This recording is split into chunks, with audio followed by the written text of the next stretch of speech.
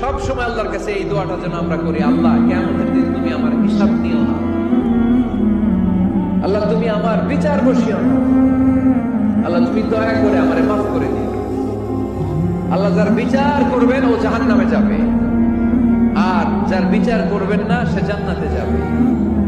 আল্লাহ যদি বিচার করে আর পাই টু পাই হিসাব নেয়, নামাজ পড়লি না কেন, রোজা রাখলি না কেন, মিথ্যা বললি কেন, খাদ্যে ভেজাল দিলি কেন, মাছে ফরমালিন দিলি কেন, যৌতুক খাইলি কেন, ঘুষ খাইলি কেন, উল্টা পাল্টা করলি কেন, জিনা করলি কেন, একটার পর একটা প্রশ্ন বানে যদি সেই ভয়ঙ্কর দিনে আল্লাহ আমাদেরকে জর্জরিত করে, আমাদের উত্তর আছে, সেদিন আমাদের বাঁচার কোনো উপায় আছে?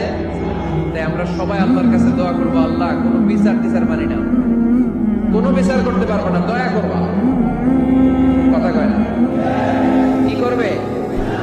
এবার আওয়াজ করে বলেন, বিচার চান না দয়া চান?